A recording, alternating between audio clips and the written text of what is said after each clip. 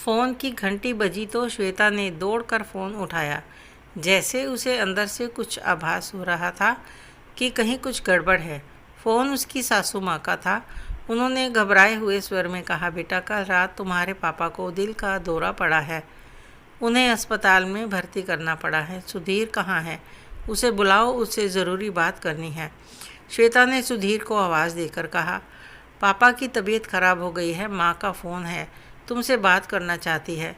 माँ का फ़ोन सुनते ही सुधीर का मूड ऑफ हो गया। उसने मन ही मन बड़बड़ाकर कहा, क्या मुसीबत है? अभी पिछले हफ्ते ही तो यहाँ से श्वेता के पापा डॉक्टर से चेकअप करवा कर गए हैं और अब फिर से तबीयत खराब हो गई है।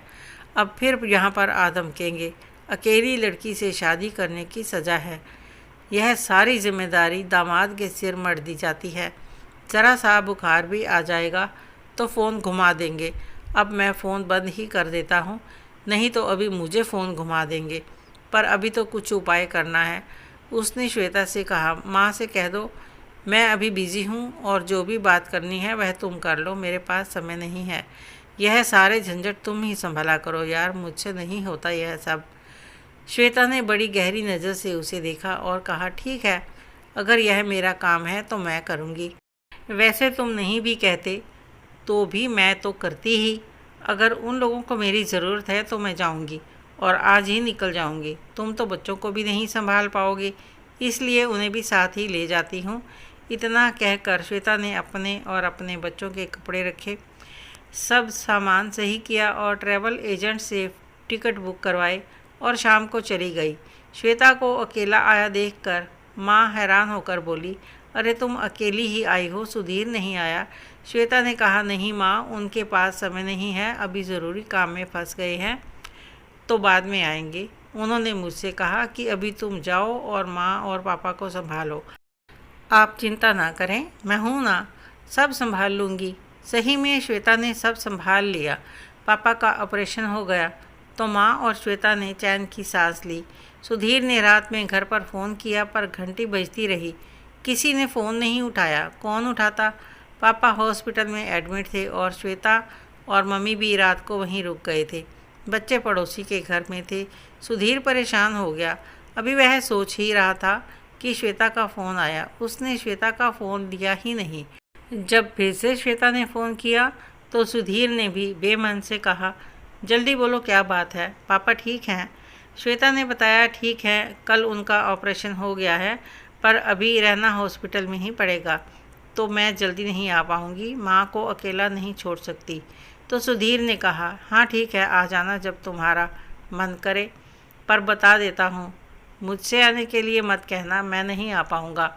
सुधीर की बात सुनकर श्वेता मन ही मन हंसी और सोचने लगी, तुम तो यही समझ रहे हो ना कि मेरे पापा की तबीयत खराब है इसलिए यह सारी बेरुखी है। जब तुम्हें पता लगेगा कि अस्पताल में तुम्हारे पापा भर्ती हैं, दिल का दौरा तुम्हारे पापा को पड़ा है, तब देखूंगी क्या करते हो। मुझे क्या, मेरे लिए तो तेरे पापा और मेरे पापा नहीं हैं, दोनों ही हमारे पापा हैं, इसलिए मैं किसी भी कीमत पर दोनों में से किसी को भी अकेला नहीं छोड़ूंगी। सुधीर की जब अपनी माँ से बात हो पाई तो अब उसे पता चला कि श्वेता के पापा को नहीं, मेरे पापा को दिल का दौरा पड़ा है, तो वह स्तब्ध रह गया कि यह क्या हो गया, क्योंकि अभी 15 दिन पहले ही तो श्वेता के पापा श्वेता के पास आकर पूरा चेकअप करवा कर गए थे और उनका ईसीजी और दूसरी रिपोर्ट्स भी थोड़ी थोड़ी गड़बड़ आई थी, तो उसने समझा कि उनकी तबीयत बिगड़ गई है। उसे पता नहीं था कि श्वेता इस प्रकार बात को स्पष्ट किए बगैर चली जाएगी। सुधीर अगली ट्रेन से हड़बड़ाता हुआ अपने घर पहुंचा। वहां पहुंचकर उसने देखा श्वेता पूरी लगन से उसके पापा और माँ को संभाल रही है।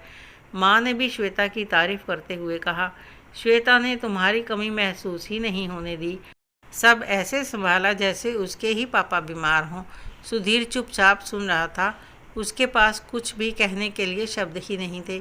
श्वेता ने ज़रूर कहा, माँ शादी के बाद तेरे पापा मेरे पापा, तेरी मम्मी मेरी मम्मी जैसी भावनाओं के लिए मेरे पास मेरे दिल में कोई स्थान नहीं है। अब तो हमारे पापा हमारी मम्मी। सही है, जब पति पत्नी मिलकर दो से एक हो गए तो फिर उनके मम्मी पापा अलग अलग कैसे?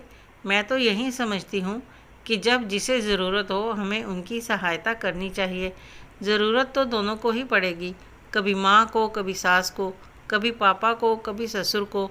तो अगर हम अलग अलग ना मानकर सबको अपना परिवार माने तो आसानी से सारे काम हो जाएंगे और टेंशन भी नहीं होगा।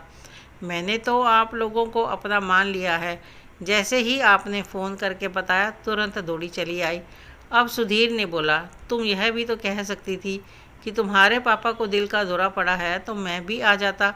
उसकी बात सुनकर श्वेता ने कहा, आज तक मैंने कभी तुम्हारे पापा तुम्हारी मम्मी करके बात की है?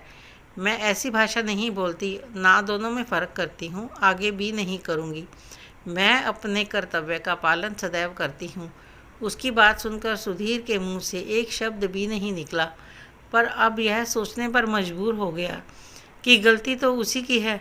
श्वेता ने बिना लड़ाई झगड़ा किए सब समझा दिया।